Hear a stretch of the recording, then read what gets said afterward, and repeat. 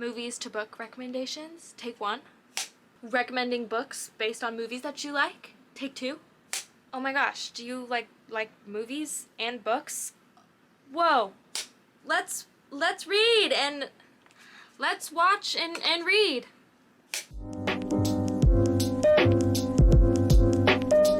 Hey, what's up you guys? It's Avery and welcome back to my channel. For those of you who have never been here before, what's up? Glad you're here, glad you made it.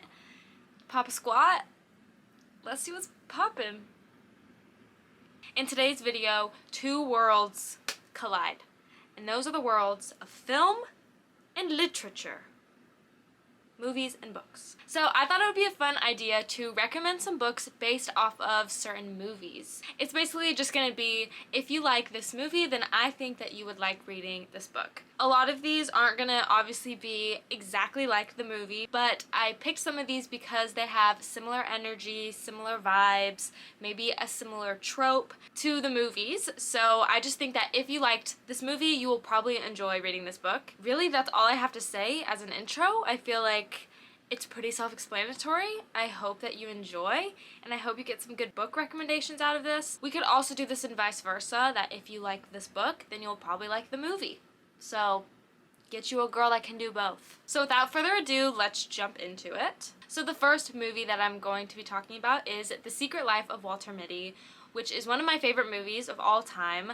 I love everything about this movie. I think the plot is great. It has such a great message, as well as the cinematography. There are such beautiful places that this movie is filmed, and I just think Ben Stiller did a really good job as Walter Mitty. I love it. I love it. I love this movie. So if you don't know what this movie is about, it's about a man who is kind of stuck in this boring life with a boring job, and he ends up having to go on this adventure across the world. He works at a magazine, and he has to go find this photographer in order to get the last issue of this magazine out, and it's just a big deal, and it's like the first time he's ever really left to go on a big adventure like this. So the book I'm going to recommend to you if you love this movie is Less by Andrew Sean Greer. I really loved this book. I read it last year when I was in a bit of a reading slump, and it definitely pulled me out of the reading slump. So this is about a man named Arthur Less, and his ex-boyfriend is getting married. He's invited to the wedding, but he doesn't want to go, obviously, because that would be awkward.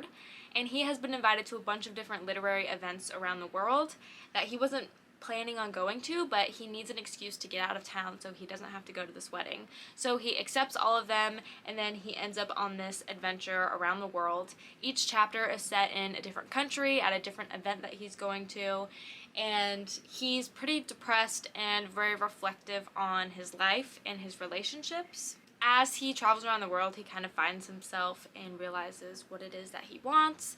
And so it has really similar energy to Walter Mitty. Both of them are kind of these middle-aged men going through something tough, and they end up kind of finding themselves as they travel the world. And this is the winner of the Pulitzer, so it's a really great book. It's really popular. I love it. I think it was really fun and good for anyone who loves to travel, and, you know, if you just want to read about it. There you go. The next movie that I'm going to talk about is Moulin Rouge. I love this movie as well. I think when I first watched it, I thought it was kind of weird at first because the beginning of the movie is a little extra. If you have no idea what's going on, you're just like, what is this? But then as it progresses, the romance between Christian and Satine is just beautiful. Ewan McGregor, a king. Nicole Kidman, a queen. So this movie is just perfection. The book that I'm going to recommend for this is The Night Circus by Erin Morgenstern. So pretty much the vibes of these books just like really go together.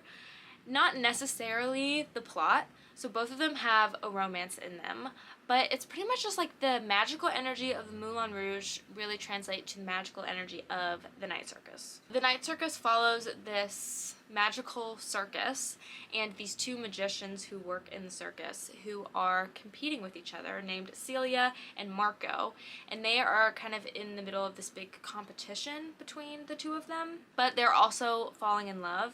And so it's similar to the Moulin Rouge because the main characters in that movie are falling in love as they are working in this theater to put on this production, and both kind of following their dreams and trying to make something of themselves and be like these artistic, creative people. So The Night Circus is just a really fun, magical book. It has really beautiful prose.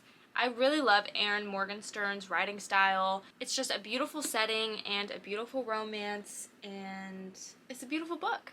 And I really think fans of Moulin Rouge will also enjoy The Night Circus a lot. The next movie I'm going to talk about is The Proposal. I love this movie. Sandra Bullock is a queen. I think she's probably one of my favorite actresses, and she's literally never made a bad movie in her life. But this is just a classic rom-com. I think everyone has probably seen this at some point in their life, and it's just super fun.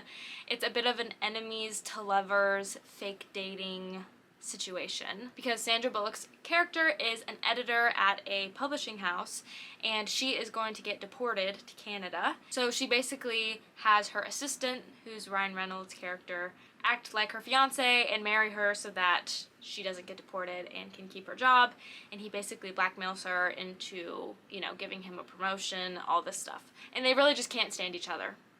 So it's definitely like an enemies to lovers trope. So the book that I'm going to recommend for this movie is Book Lovers by Emily Henry. So a few different aspects of this book remind me of the movie, but the first one is that they both work in publishing. In Book Lovers, the main character is a girl named Nora, and she is kind of a girl boss, similarly to Sandra Bullock's character, and she is a literary agent. And then the love interest is a guy named Charlie, and he's a big editor. So they both work in publishing, and they really dislike each other, but they end up in the same town for a period of time, and you basically just see their relationship develop, going from being an enemies to lovers relationship. And it's similar to The Proposal, but not obviously the same, because there's not a fake dating situation in Book Lovers, but it is an enemies to lovers trope. And I really loved this book. I'm pretty critical of romance books usually, because I just am usually not a fan of certain tropes, but this one was actually really fun, and I really liked Book Lovers. Would definitely recommend it if you're in for a little rom-com moment. So the next movie that I'm going to talk about is Up, and everyone loves this movie, let's be honest. It's so heartwarming. Carl is just this Scrooge type character, and he's just an old, bitter man. But his heart eventually softens, and we all just love him.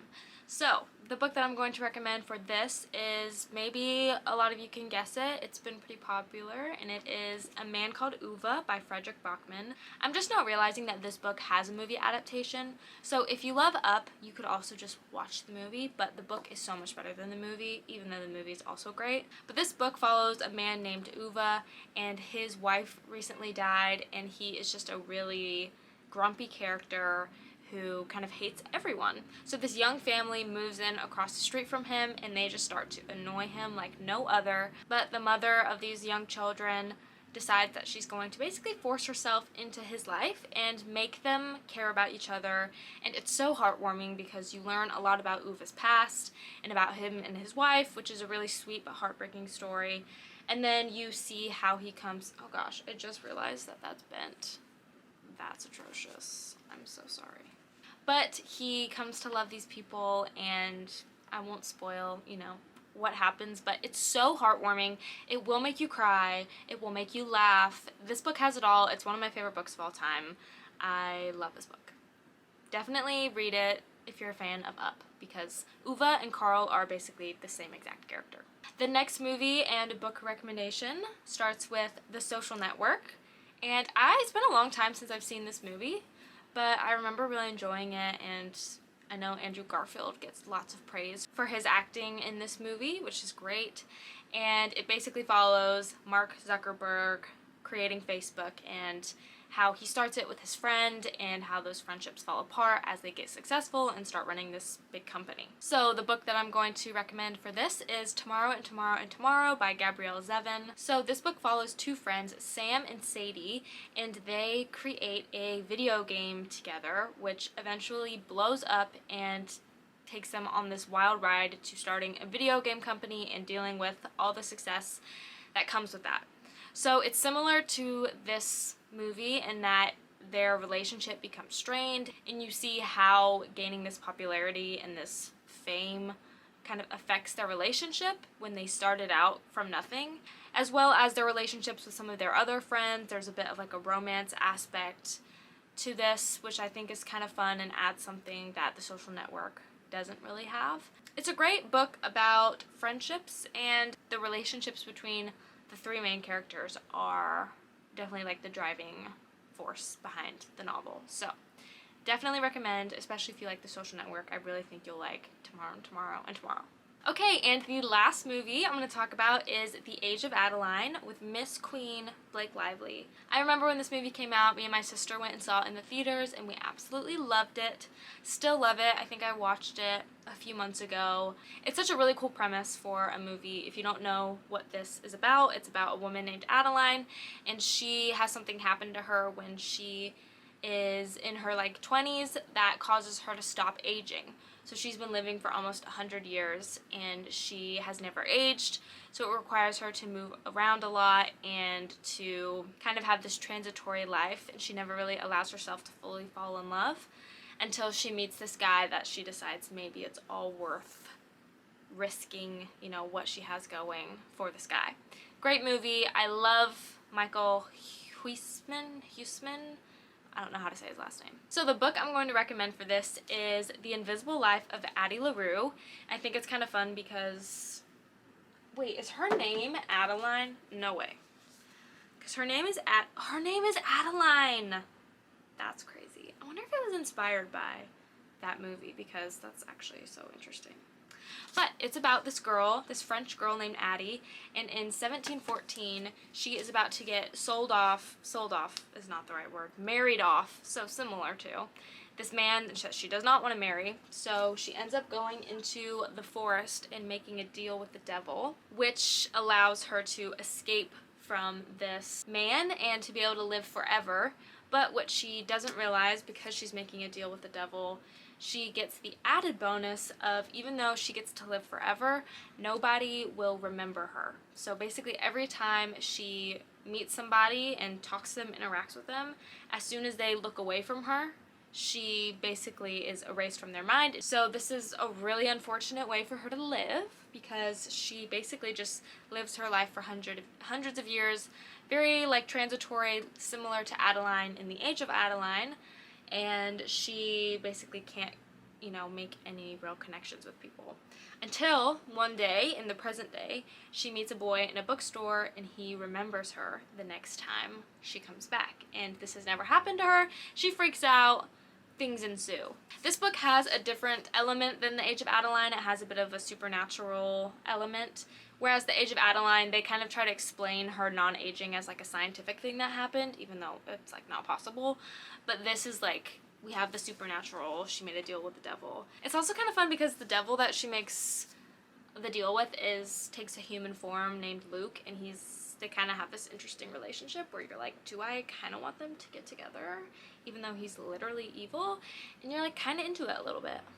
But really fun book, really cool premise, and they're very similar to each other, so if you like one Adaline, you'll like the other Adaline. So that's it for all of my recommendations. I hope you enjoyed this video. Let me know if you've seen some of these movies and read some of these books, if you think that they were good pairings. Doing this video was really fun. It was fun to think about books that were similar to these movies, but, you know, still different in their own sense, but have the same energy, same vibes, and I definitely think they match up well. So thank you for watching. If you enjoyed, make sure to give this video a thumbs up and subscribe if you want to see more videos from me in the future. Comment down below what your favorite movie is.